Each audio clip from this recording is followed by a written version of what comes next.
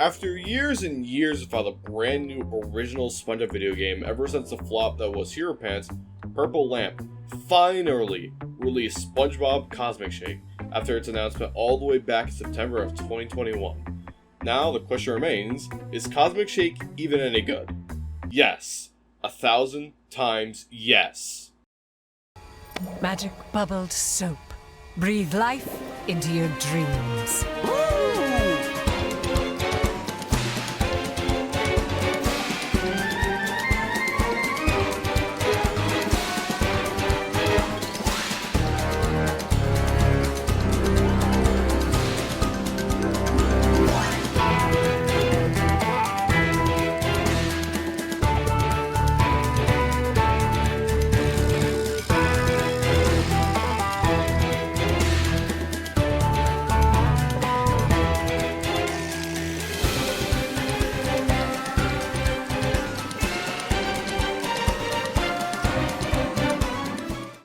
Saying I was hyped for this game is a humongous understatement, as I was super hyped for it ever since it got announced.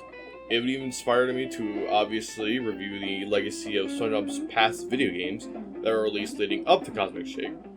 Don't worry, Truthful Square fans, I promise I will get to your game at some point, but Cosmic Shake has been in my head ever since I played it for the first time and released that video on it with all my first reactions of the game. Cosmic Shake was released at the end of January of 2023, and I got it a few days later after launch, but man, it was worth the few days in between waiting. So, let us finally talk about the game, shall we? The game starts with SpongeBob ready to go to the glove world of Patrick. As he goes on his day to wait for Patrick, we get a pretty solid tutorial and some funny interactions with the characters. Speaking of that, Karen is finally in the fucking game. Technically, she had a few lines like Creature from the Krusty Krab, but never a full appearance like this. Along with that, even Plankton's pet Spot from the later seasons can be seen with Gary digging into the trash by SpongeBob's house. Anyways, after the basic tutorial, Patrick wakes up and they make their way to Glove World, where a strange shack appears owned by a new character named Madame Cassandra.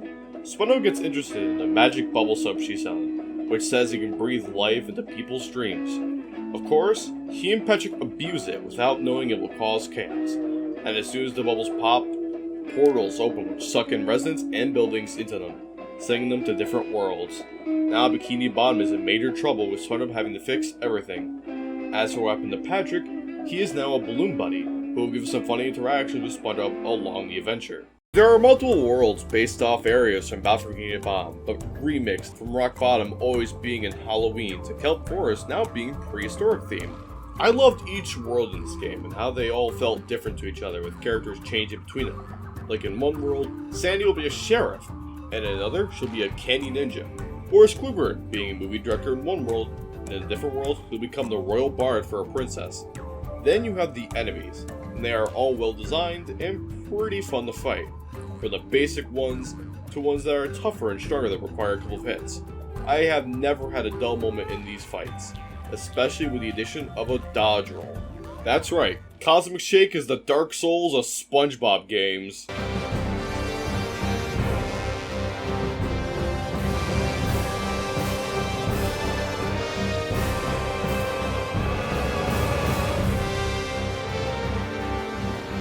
All jokes aside, while levels are more linear than they were in BFBB for Bikini Bottom where they're open, levels are still fun to explore and have various side objectives or challenges to complete for the balloons, which are used to unlock new costumes. Luckily, unlike a certain platformer, these aren't necessary and they are just cosmetic. The costumes are a bunch of references to the show, like SpongeBob from Pest of the West, Hippie SpongeBob from Jellyfish Highway, and even SpongeBob with an army helmet based off the cover of the original Battle for Bikini Bottom game case. Alongside the balloons, there are also different side collectibles after completing the world, where maybe the character needs a certain amount of an item, so you have to go back in the level and collect all the things for another doubloon. The only odd collectible in my opinion are the golden spatulas. In each world there will be one hidden in a secret area, and you just gotta find it. Finding them only gives you an achievement, so if you aren't a completionist, it really doesn't affect you. Now, let's get into the boss fights, because these bosses are pretty good, I'd say. For example, in Jellyfish Fields, you have to fight your way through a train to catch Mr. Krabs. In Halloween Rock Bottom, you have to avoid Gary's sight to destroy the candy vending machines. They are nice and simple boss fights, but they're pretty good. Nothing too hard and nothing too stressful. The weakest one out of all of them was probably the prom boss fight. Yes, you heard me right. They brought prom back, which honestly, in my opinion, was pretty cool to see him, since Cosmic Shake is considered to be the spiritual successor to Battle for Bikini Bottom. After everything is said and done with everyone saved, Sona gives the remaining jelly to Cassandra, and suddenly King Neptune arrives to scold Sona for the trouble he caused until he sees Cassandra, and stuff gets worse as he warns if she gets enough jelly, she will be unstoppable.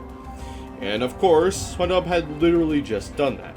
Just then, Squidward comes to complain and let his rage out on SpongeBob for what has happened to him before.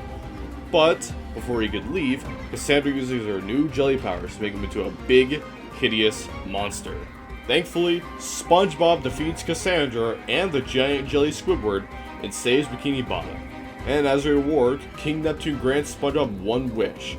Or at least was going to, until Patrick, after de-ballooning, laid it back on the ground and wishes they could do it all over again.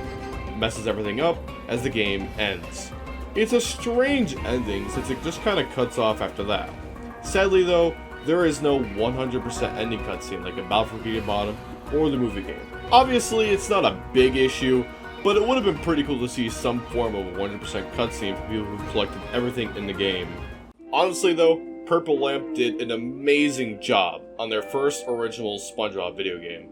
The game looked amazing visually, the controls felt fun to play around with, and most of all, they brought Clancy Brown as Mr. Krabs this time. Seems like a perfect opportunity to start a documentary about Bikini Bottom's best restaurant. Hey, cowboy! Sorry, you don't ring any bells. But I couldn't help but overhear you talking about entering the cactus beverage business. That demands a strong spine. Something that I've heard was that the Switch version is actually better optimized than Rehydrated was, which is awesome here because that was my biggest gripe with the remake. So it's good to know Purple Lamp is improving on all their problems they had with Rehydrated. Another awesome part of this game is the amazing soundtrack. My favorite tracks are to be the Mr. Krabs and Sandy boss fights. They just sound great for the mood it's setting for the two boss fights, not to mention the instruments fitting in with the world they are associated with. Other good music tracks include the Hub World theme and the main music in Halloween Rock Bottom. All of it sounds so amazing, so I'd like to give a big round of applause to the amazing composers of these bangers.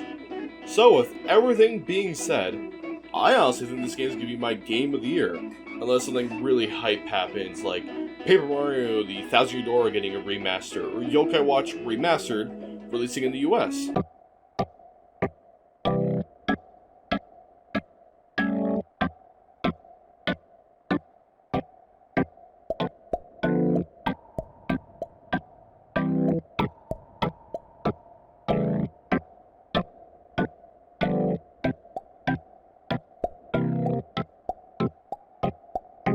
I 100% recommend picking up Cosmic Shake and trying it out for yourself.